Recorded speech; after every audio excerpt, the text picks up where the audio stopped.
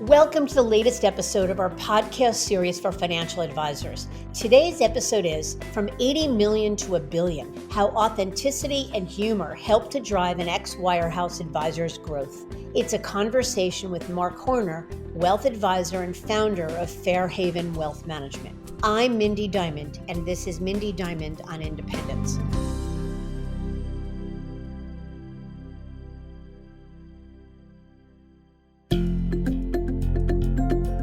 This podcast is available on our website, diamond-consultants.com, as well as Apple Podcasts and other major podcast platforms. If you are not already a subscriber and want to be notified of new show releases, please subscribe right on your favorite podcast platform or on the episode page on our website. For Apple Podcast users, I'd be grateful if you'd give the show a review. Your input helps us to make the series better and alerts other advisors like you who may find the content to be relevant. And while you're at it, if you know others who are considering change or simply looking to learn more about the industry landscape, please feel free to share this episode or the series widely. It's amazing what happens when advisors find the freedom to execute their unique visions of what a perfect wealth management firm might be.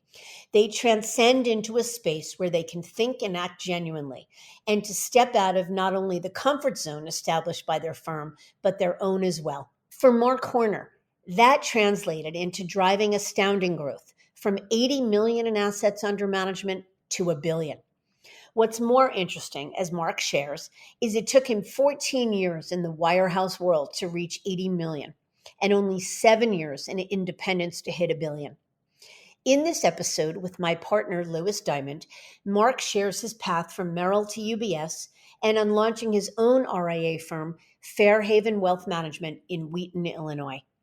Marc discusses the new opportunities he found on the other side, specifically the ability to think creatively and market his services in a way few other advisors would attempt. More specifically, Marc developed a series of parody videos, poking fun at actual experiences from his wirehouse days. And not only has he won critical industry acclaim for those videos, but Marc also fostered a new connection with his clients and grew the business in ways he just couldn't have in the brokerage world. Marc and Lewis discuss his journey and decision to go independent, his incredible growth, the value of thinking outside the box, the inspiration behind his unique marketing strategy, the exciting opportunities only independence offers, and much more. Marc's a funny and interesting guy with a lot to share, so let's get to it.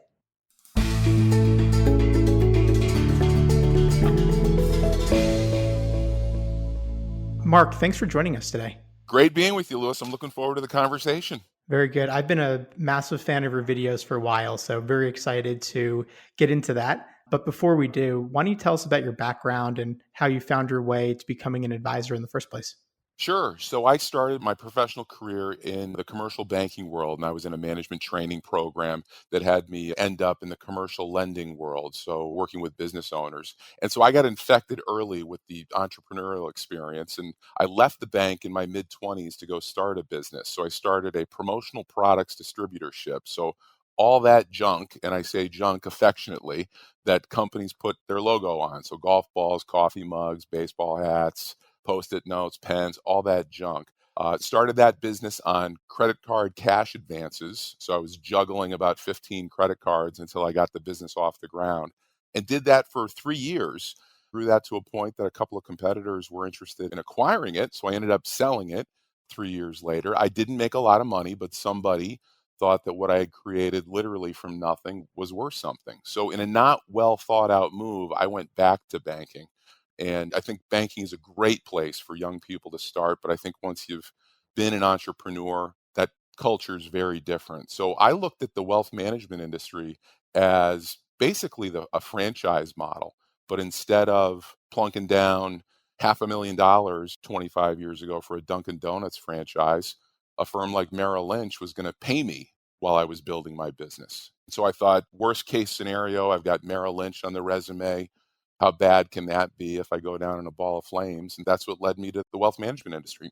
That's a very interesting way to look at it, that the wealth management industry is like a franchise model. I never thought about, but you're right. And I've talked about it before, how advisors are very fortunate to have folks that are willing to stake them in new business ventures and provide them capital and infrastructure. It takes away a decent amount of the risk that other entrepreneurs and other venues do. So that's an interesting way to look at it. And I think we'll talk a little bit more about your entrepreneurial journey, but I would assume what you learned from your prior business probably gave you the itch to be more independent later on. We can get to that. It absolutely did. And again, once you're in that seat of making decisions on your own and experience some level of success with it, it's hard to go back to environments where those decision making responsibilities are taken away from you. No doubt. So you're at Merrill from when you joined in 2000 until 2008 and then moved over to UBS. Can you talk a little bit about your time at Merrill, the good and the bad of it, and what prompted you to consider UBS? So I started there November of 2000, went into the financial advisor and training programs, plus or minus 6 months of when I started in the office just outside of Chicago in Oak Brook. We had about 45 advisors that joined the program just in that office. And now 23 years later, I think there's only four of us left in the business. So there was all the stats about the high dropout rate of advisors I saw on the front lines. That was absolutely the case. One guy didn't even make it through the first day. He started in the morning and got fired in the afternoon because they found out that he had lied on his application. But going through that training program is no joke. A ton of work, a lot of long hours. And I graduated as a quote success story, and my income got reduced by a third because my salary went away and I was just earning income just on the revenue that I generated. We affectionately referred to that as falling off the cliff. I had to go through a house downsize at that time because of that income change. And so at that time, my wife and I had 3 kids and she wasn't working, and she deserves a truckload of credit for not even blinking at making that move. So we moved I graduate as a quote success at Merrill and we have to move into a house that was probably like the size of 2 of our garages of the house that we were in prior. I went into management with Merrill. So I was a producing sales manager. So helped run that office in Oak Brook while I was also continuing to take care of clients and grow the business. And I very much enjoyed the culture at Merrill. Had all sorts of relationships with people across the country. Really enjoyed it. And it's funny, actually, for me to think about this going back. If the 2008 crisis hadn't happened and Merrill got bought by Bank of America, I think there is a very good chance that I would still be at Merrill Lynch, which is really odd for me to think like that. But I've really enjoyed the culture. But when Bank of America bought Merrill, back to my banking experience, I just had the opinion then, and I still do now, that the traditional banking culture and wealth management cultures are so different that when those two are under the same roof, the banking culture is ultimately going to rule the roost, and that's going to be bad for the wealth management culture. So that was what prompted me to look around. And I looked very hard at going independent because I thought that's where the opportunity was. But the truth is, I just didn't have the stones, forgive me, to make that decision in 2008 when the world was coming unglued. So I went to UBS as a decidedly second choice. Yeah, everything kind of leads you to where you're supposed to be, right? So although you could have been independent earlier, if you had gone then, the business would have looked different. And I don't think that would have been the path that would have been right for you. I totally agree with that, Lewis. Completely agree. So you were there till 2015, grew the business to about 80 million under management. Can you talk a little bit about that time? So it's 2014 or 2015. Let's talk about the eventual launch of Fairhaven. What was frustrating you in the first place in 2015 or 14 or 13, whenever your due diligence journey started, to be motivated enough to look around? It really didn't come from a perspective of frustration. In my move to independence, I was not running from something, I was running to something. I believe then and I believe now that the opportunity in the independent side of our business is just so much greater. There's just so many more interesting things that you can do to grow the business, deliver a more interesting client experience, the marketing things that you can do, the strategic partnerships that you can explore. I mean, it is a wide open world on the independent side. I mean, I had to kind of de-Kool-Aid myself to when I first started in the independent world, because to stop asking questions of can we do something? because that's the appropriate question when you're in more of a corporate world. Can you? But when you're in the independent world, the answer to can you do something is always yes. So the question becomes, well, should we do something? And if we should, how do we think about executing whatever idea that we're thinking about? So again, I was running to opportunity, not running from it. And after I got my business settled and the transition, I spent 3 years doing due diligence, research, business planning around Fairhaven before I actually pulled the trigger. So I took care of clients and grew the business during the day and did independent investment advisory, research, and due diligence at night. Wow. So you said for a period of 3 years. Yep. For 3 years while you're at UBS, you were getting educated and kind of tinkering on the business in the lab. Exactly. I did things like I joined the Financial Planning Association here in Chicago. I understood that as more of an independent oriented organization. And I remember when I walked into my first FPA meeting, I walk in my gray pinstriped suit, tie, the whole Wirehouse world. It was kind of the scene in the movies when the music stops and everybody looks at the person walking into the room, because I was just such an outlier from a bit more casual environment with independent advisors. But yeah, I joined the FPA, got involved with the board there for the specific purpose of learning more and networking in the independent world. I cold called independent financial advisors, and that call was basically, hi, I'm Marc Horner. I'm an advisor at UBS. I'm going to be in the independent side of the business eventually. I'd love to come take you to breakfast or go to lunch just to pick your brain about what it is that I need to get, what it is that I need to be thinking about and learn from your experience. So I networked directly with independent advisors and industry research, but it was 3 full years. Wow. In hindsight, do you think you needed all 3 of those years? Like, was it 3 years of like really hitting it and making that your full-time job? Or do you think you could have condensed it in hindsight?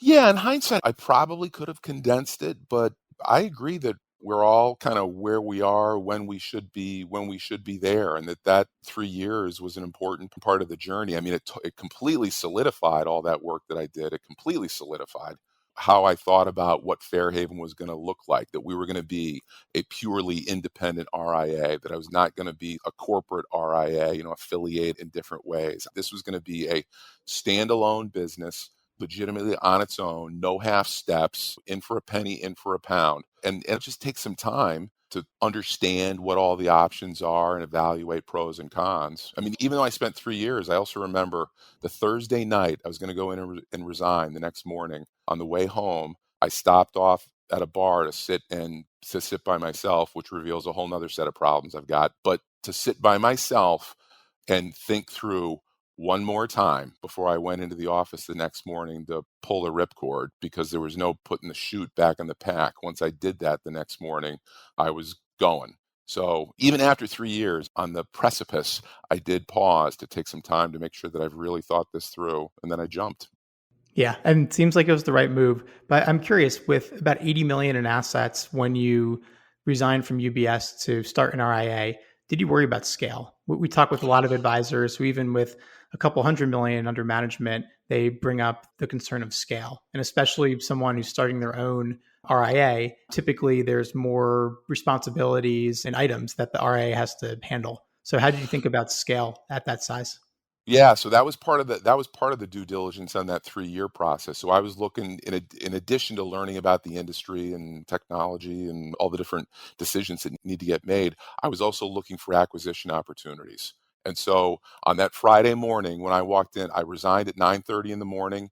At 11:30, I was signing paperwork to buy my first. We've bought 5 advisor practices, but at 11:30, I was signing paperwork to buy my first practice.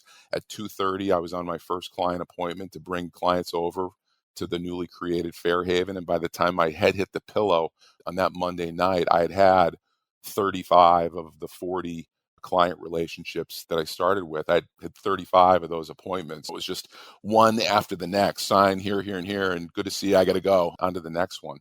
So yeah, I got scale 2 hours after I resigned, because I had laid the groundwork for that leading up to it. So even though I started Fairhaven by myself, 2 hours later, I'd bought some staff that came along with that first practice, a couple of advisors that were going to be around for a year, one a little bit longer, we can talk about that one because that was a big lesson learned. And then clients and assets and revenue. So yeah, that was all part of the scale strategy. I have to ask, and it's probably a good takeaway. Who in their right mind, mean this with respect, would sell a business to someone who is just transitioning and has never ran an RIA before?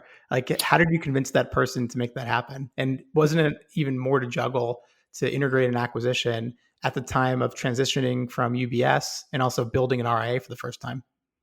Well, with all humility, Lewis, I think even though we've just been talking for a few minutes, I think my charm and convincing personality is coming across loud and clear. No So doubt. that conversation, that was a year. So of the three of the due diligence, that first acquisition that we did, I started that conversation. Actually, I think it was a little bit more than a year. So there was a lot of time in getting to know one another that went into that. But still, honestly, if I were representing the seller, I would tell them to run the other way. I would be like, this person has so much on their plate right now. They haven't ran a business before, and there has to be someone else in the market that is going to be more prepared to take it on. I mean, clearly you're ready for the challenge. I mean, how did you even have the capital or the financing lined up to make this acquisition happen? So that goes back to my banking days. So I knew and still do know some people in the banking industry in Chicago. That was a whole interesting experience. The lesson I learned there is really the importance of getting if you're gonna have a lender as part of your business strategy, you better make sure that it's a lender that really understands your business because our business it's not receivables and inventory and a traditional business. So it's very important that a lender understands. But yeah, I put together the financing with both bank debt, a little bit of seller financing, and yeah, away we went. Good for you. And we'll talk more about the acquisition strategy you have. But I'm curious, when you were at UBS, so this 3 year or so period, you were tinkering about Fairhaven. What was your vision for the company? And how has that vision changed since you've launched the company?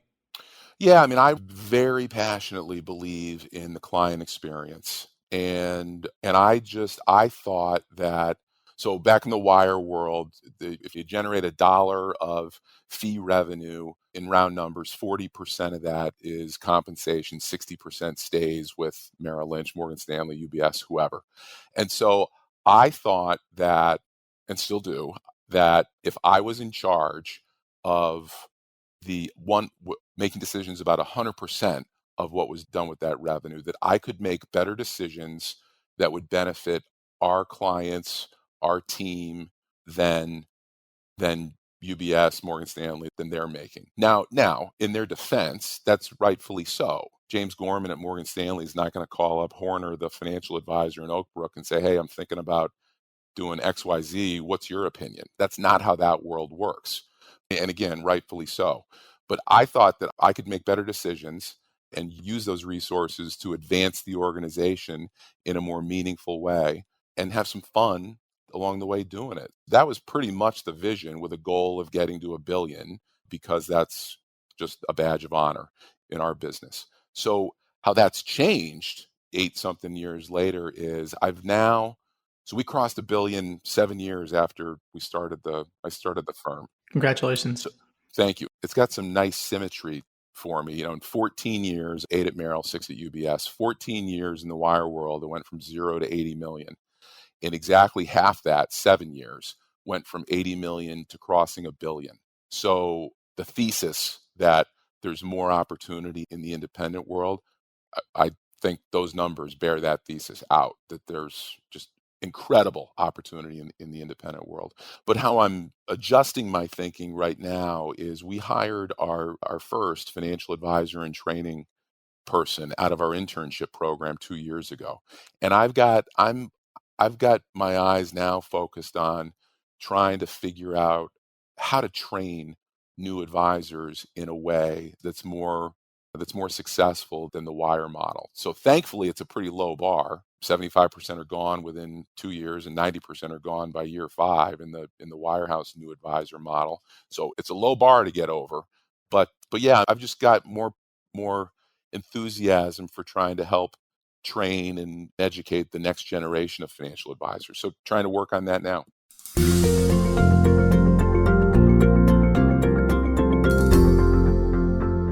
You mentioned that you believe there's so much more opportunity in the independent space than in a wirehouse model. And just looking at your remarkable growth over that 7-year period as proof. So at a high level, and we'll get into some of the marketing stuff, just what are the bullet points? Like, what are the opportunities that you think are so much greater on the independent side of the ledger? Yeah, so our growth has basically come a third in round numbers from the handful of acquisitions that we've done. We've recruited advisors to join the firm, and then of course you have to grow organically.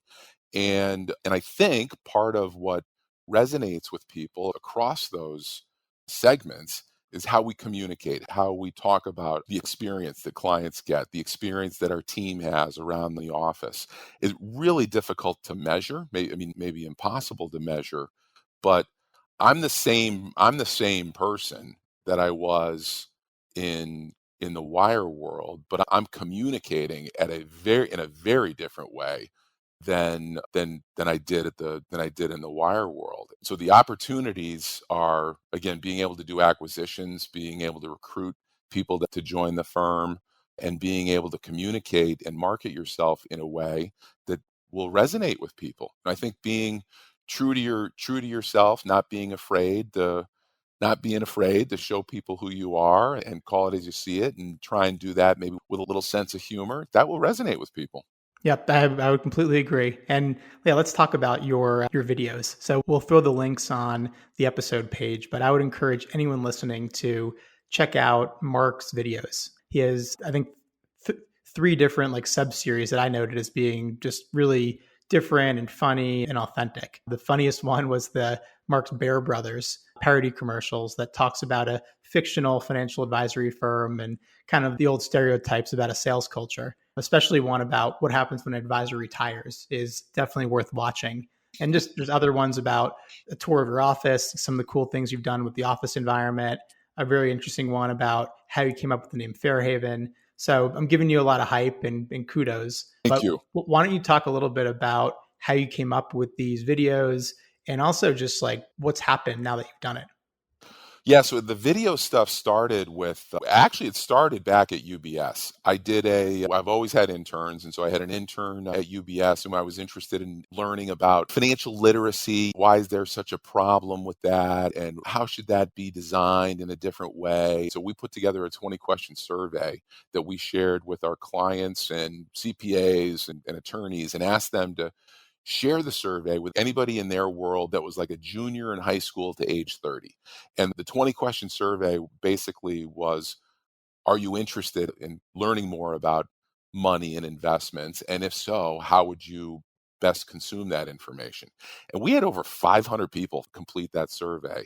And the data that came back to us was just overwhelming. It just gave us the blueprint for how to start thinking about financial literacy. And what it was it's got to be video based, it's got to be short, it's got to be on demand. You can't talk in jargon. So nobody was going to sign up for a 90-minute webinar on the discounted net present value of anything. So unfortunately, in the UBS world, so this goes back to opportunity, it was great information, but there was nothing I could do with it. So then after I started Fairhaven, it might have been the second year, I decided to go back to that and do something with it. And that was the blueprint for one of our video series, which is entitled The $1 Million Cup of Coffee. Not all that original, but I think we have 35 videos now on different topics around financial planning and investing. And they are short, there's no jargon. They are a reflection of what the information that we gleaned from that survey. I got into the video stuff pretty early. And Bear Brothers, there's 6 of those videos. I wrote all those scripts. They are based on direct experiences that I had in the wire world. I remember shooting one of them. The guy that plays the sales manager, the actor, he said to me during one of the breaks, he said, "Where in the world did you come up with this stuff?" And I said, "You want to see the guy that you're playing?" And I pulled up LinkedIn and I showed him a picture of the character that he was playing. And so they just got a ton of fun seeing that these scripts and characters that they were playing are based on very real people.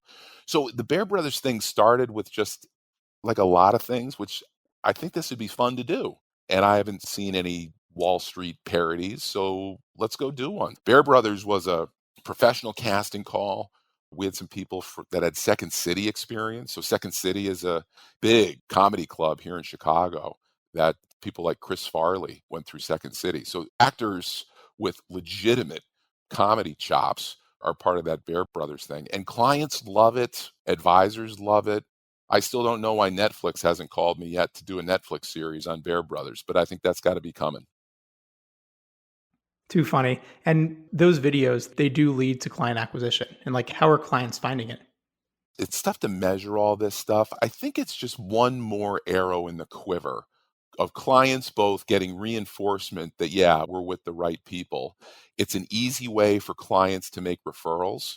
So to say, here's a link to some of the stuff that they do, which I guarantee you will not have seen from any other financial advisory firm out there, to help people get a sense of basically the personality of the firm. But I think the website goes into that. We produce our own magazine twice a year. That goes into it. The Bear Brothers video, that goes into it. We're heavily involved in the community here. We're in Wheaton, Illinois, so a suburb of Chicago, heavily involved with the Park District and the Wheaton Chamber of Commerce, and so very visible in the community. We do a blood drive every year around tax day. So it's just one of many arrows to help, again, both clients get reinforcement that they're with the right firm, and for prospective clients to get a feel for who we are. hmm Do you have any clients or prospects that look at those videos and say, these are really funny, but my perception is my financial advisor should be really serious, and that maybe the tongue-in-cheek nature of the videos was actually a turnoff? Yeah, so I've never had that feedback directly. It wouldn't surprise me at all that some people feel that way. And I would say that if for anybody, and I'd say this directly to a prospective client, if what you're looking for is cufflinks, a big fat watch, a slick suit, a lot of wood paneling, if that's what you're looking for, that's not us. So you'll find plenty of those out there in the rest of the Wall Street world, but that's not us, and so we're not a good fit. Yeah, I love it. And I think another video that I really liked, and we've seen, I think you're probably early to it, but since 2015, certainly the last couple of years, we've seen it become very popular for advisors going independent to produce a launch video. So talking about their name, talking about why they did it, and just being a really scalable way to get the message out to clients. So I don't know when your What's in a Name video about Fairhaven was released, but maybe you can just talk a little bit about what's in the name. How'd you come up with Fairhaven? And then maybe just talk about the video and how you came up with that concept. Yeah. So back to that three year planning. So I mean, that's another thing. When you start a business, you got to come up with a name. So there's a long list of decisions that need to get made. And so it's common in our industry to have maybe founders name the company with their last name or imagery of some sort of idea that conveys strength and stability or something like that. None of that really resonated with me. And it just hit me one day. My paternal grandparents, Nana and Papa came to the US from Ireland with a fifth grade education, and Nana is from Canada.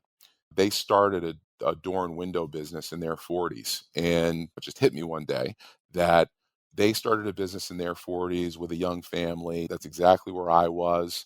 They lived in a town called Swansea, Massachusetts. And for some reason, the town of Swansea let them name the street that they built their house on that I would go to Sunday dinners at. And that name of that street was Fairhaven Avenue. I asked a few family members if they knew the derivation of that, why Nana and Papa named it Fairhaven Avenue, but nobody knew the stories. But ultimately, it didn't really matter to me. I just felt if it was good enough for them, it's good enough for me.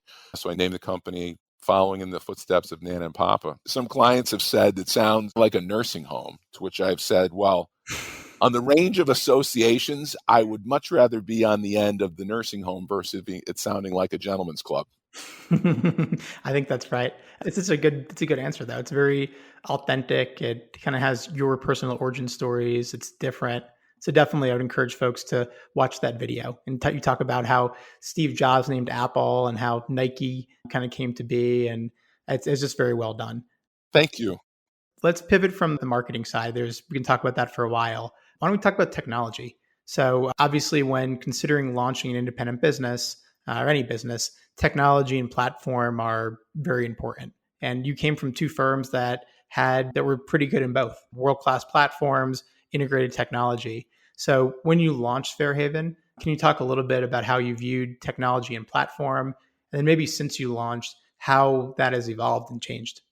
Yeah, absolutely. So when we first started, so from a financial planning software perspective, we use Money Guide Pro, and that's what we use today.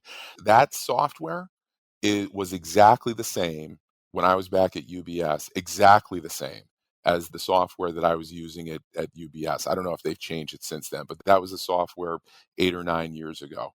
So from that perspective, I still do think that it's funny that little old Fairhaven Wealth Management was running the same financial planning software that global Swiss bank was running. The same thing for our mobile app. So we have a branded mobile app, and I have it located on my home screen on my phone, surrounded by Amazon, Netflix, and Google, a funny reminder that that little little old My Fairhaven app is sitting on an iPhone next to just the giants of the technology world. So the technology that's available for us has been a great leveler, I think, of the playing field. I remember when I first started at Merrill, old timers at Merrill would talk about clients opening up an account at Merrill Lynch as a badge of honor that they had arrived and got access to the research of the big firms. That curtain has been ripped wide open. We have access to all sorts of research that probably wasn't available or as easily as available for the independent firms 20 something years ago. And so some of the other technology that we use, so portfolio rebalancing, the billing, that's critical to the business. There's all sorts of innovation going out there in the industry, and we're in the middle of making a change right now on some of those systems. So we're going to a platform called Advise-On, which looks and feels very similar to me as the big firm technology, a single sign-on thing with all sorts of information.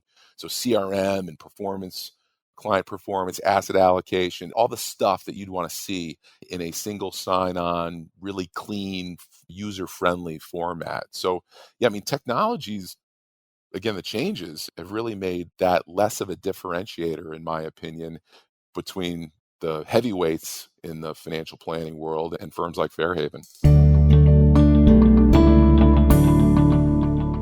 So on the tech side, it's interesting to point out that you're making the switch, which I can imagine is a pain. It's a lot of work, but I think it's worth noting that you have the flexibility to change. That when you're at UBS or Merrill, the tech might be good, it might be bad, no matter what your perception is. There might be elements of it that you like, elements that don't work very well.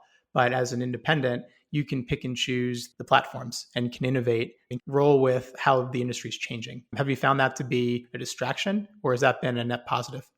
No, I think that's a net positive. I'm a big believer in never running through the finish line, constant improvement, constant, how do we take this to the next level? Always thinking about that in everything that we do. And your point, Lewis, is a very good one for people that are thinking about going out on their own, because there are a lot of decisions to make. There's a ton of freedom and flexibility associated with that, but there's also a lot of responsibility.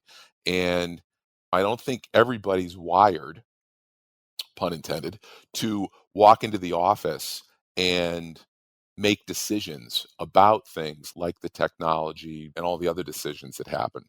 Some people, and this is not a good or a bad statement, just a statement about fit, some people would prefer to just walk in, turn the lights on, turn the computer on, take care of their clients, take care of their business, finish the day, and turn the lights off and go home and not have to worry about any of that stuff. And so having some self-awareness and really being honest with yourself about your appetite and passion for making those decisions and being responsible for that is something I'd encourage everybody to really spend some time thinking about, because there are tons of decisions that need to be made. Yeah, I would agree with you. And how about any sort of negatives or gaps, either in platform or product availability or technology? Just thinking back to what you used to have. Yeah, the only thing that I've come up with is back at UBS, they did a client appreciation event where I guess it would have been former President Clinton, was the keynote speaker. And I think there were like 6 tickets available to it for everybody in Chicago. So Fairhaven's not putting on any client events with former presidents as the keynote speaker. We're not going to do Super Bowl ads other than stuff Not like yet. that. Not yet. Yeah, right. Not yet. But really, other than stuff like that, we do every bit as much, and in some cases more, for clients in the independent world than I was able to do in the big firm world. So, no, I've not seen any gaps in what we're able to do for clients. Interesting. Let's talk a little bit about I think a very important topic is the transition from being just a advisor or practice leader or practitioner to becoming a CEO and founder. Kind of three levels of this question. So first off, what was it like the initial transition from basically being the quarterback of your team or of your practice at UBS to becoming the CEO of an RIA? And then two other follow-ups on that. How did you make that leap? Yeah, so I think to characterize it as a leap is a good one. You just gotta jump into the pool and start making things happen. I think back to the self-awareness, I think it's important to understand what you're good at and what you're not good at and delegate. I'm not a believer in the business and getting better at your in working on my weaknesses or working on things that I'm not good at. I think I just become mediocre at something I don't want to do anyway. So that you got to delegate that stuff. So, unlike sports, I played basketball in high school and college. So you got to work on your left hand in order to be a better basketball player. I don't think that principle applies to business. You got to work on your strengths and delegate your weaknesses. So I've done that from the very beginning. I have never reconciled the company bank statement. I have never reconciled the company credit card. I've never processed payroll. I've never processed billing. That gets dealt. Now, you got to oversee it and make sure that it's done correctly, but I'm not pushing any of those buttons. Somebody else is doing that stuff. And I think that's important for organizational efficiency. I think it's great to empower team members that they're making very meaningful contributions to the organization. But really, I do talk to a couple of buddies that have gone independent that are doing all that stuff that I just talked about. And I've said to them, why in the world are you spending your time doing that? That's no good for anybody. So I think when you get this whole raft of new decisions and tasks that need to be taken care of, making sure that you've got a team around you and using that team religiously to make sure that the organization runs is a big element of moving from financial advisor in the wires to business owner.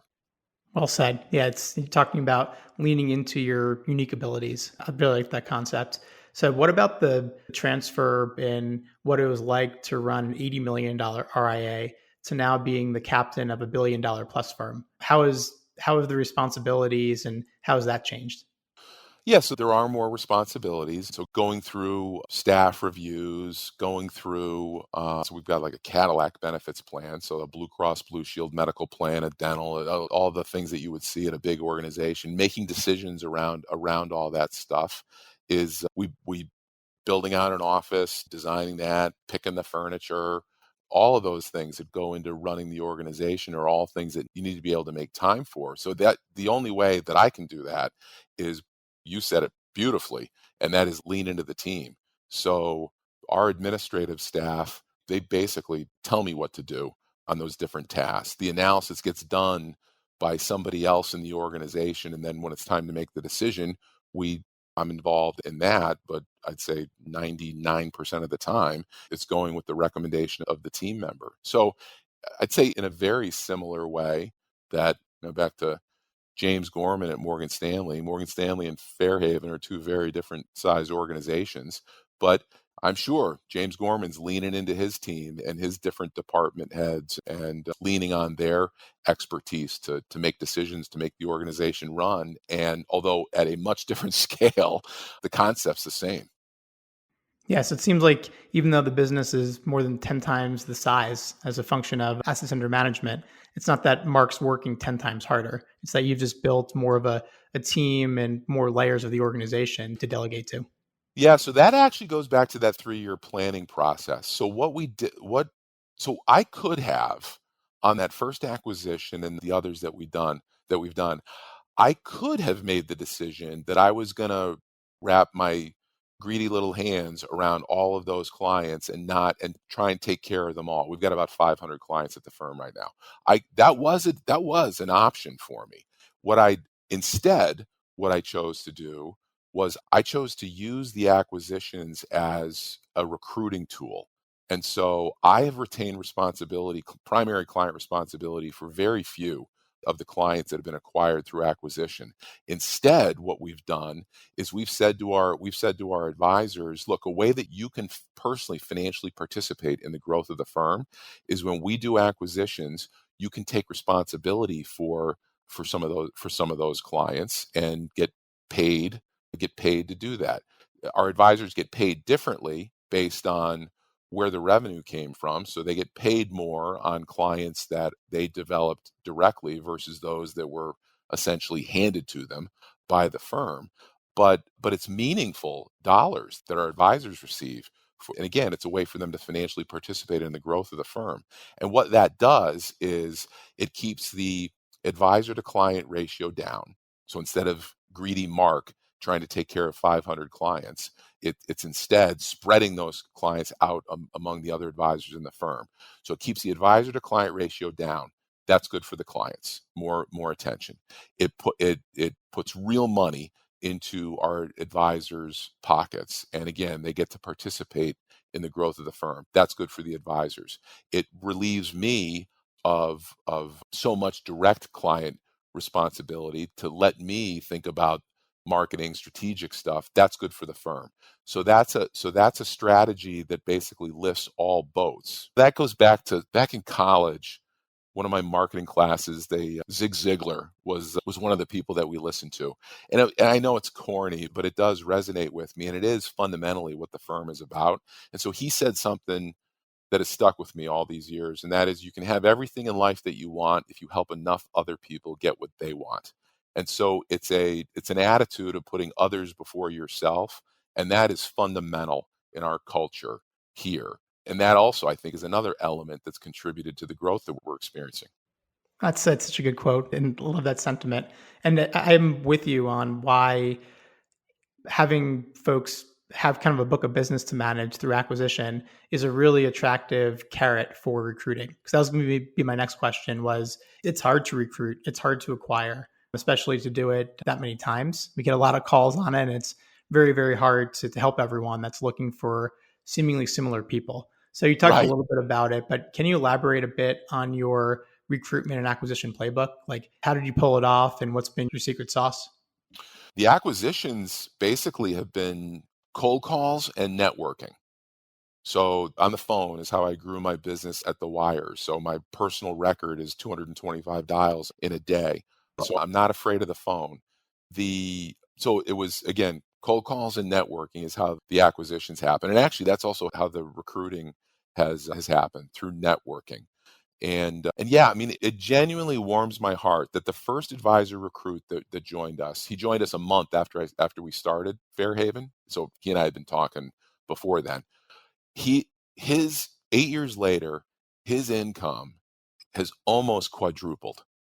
And again, that warms my heart to see that a member of our team is financially participating in a big way in the growth of the firm, and that's great for his family. And I love seeing the idea and the strategy play out and work. I mean, it's so rewarding to look back and reflect on cooking up these plans and that they're actually working.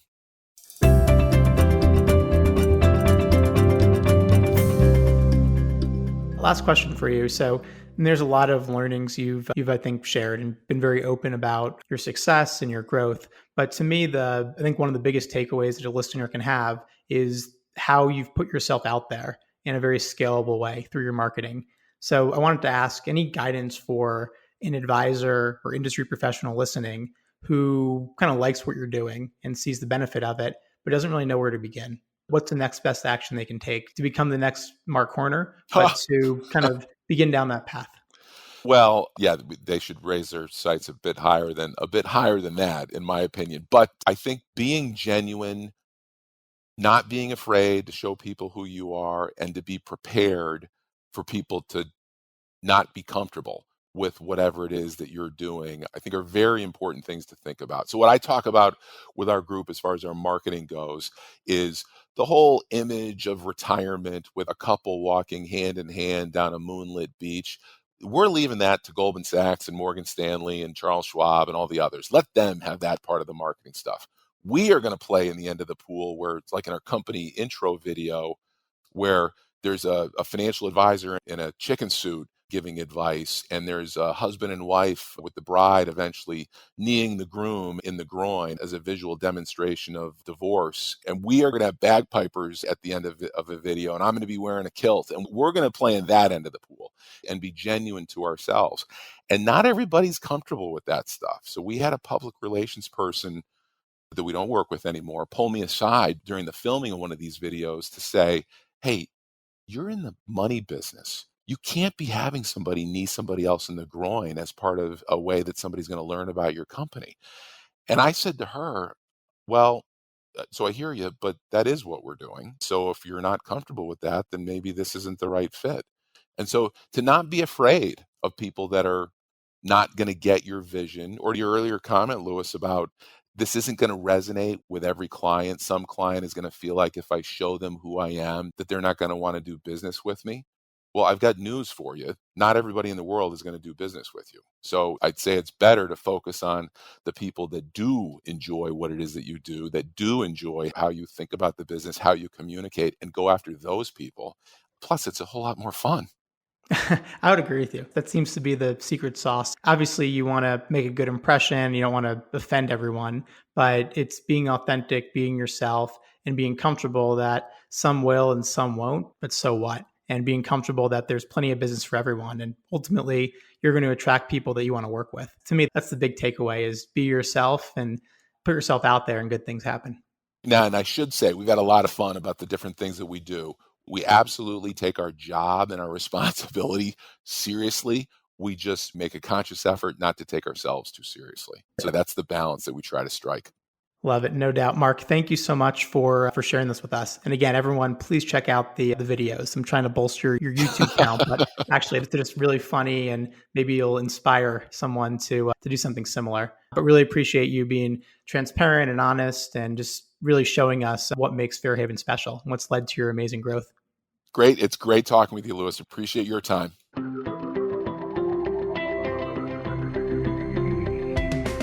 Being able to think creatively and with authenticity was life-changing for Marc and his team.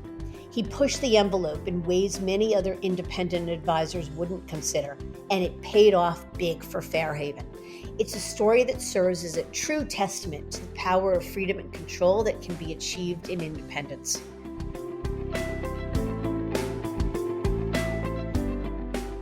I thank you for listening, and I encourage you to visit our website, diamond-consultants.com, and click on the Tools and Resources link for valuable content. You'll also find a link to subscribe for regular updates to the series. And if you're not a recipient of our weekly email, Perspectives for Advisors, click on the articles link to browse recent topics. These written pieces are an ideal way of staying informed about what's going on in the wealth management space without expending the energy that full-on exploration requires. You can feel free to email or call me if you have specific questions. I can be reached at 973-476-8578, which is my cell, or by email mdiamond@diamond-consultants.com. Please note that all requests are handled with complete discretion and confidentiality. And keep in mind that our services are available without cost to the advisor. You can see our website for more information. And again, if you enjoyed this episode, please feel free to share it with a colleague who might benefit from its content. If you're listening on the Apple Podcasts app, I'd be grateful if you gave it a star rating and a review. It will let other advisors know it's a show worth their time to listen to. This is Mindy Diamond on Independence.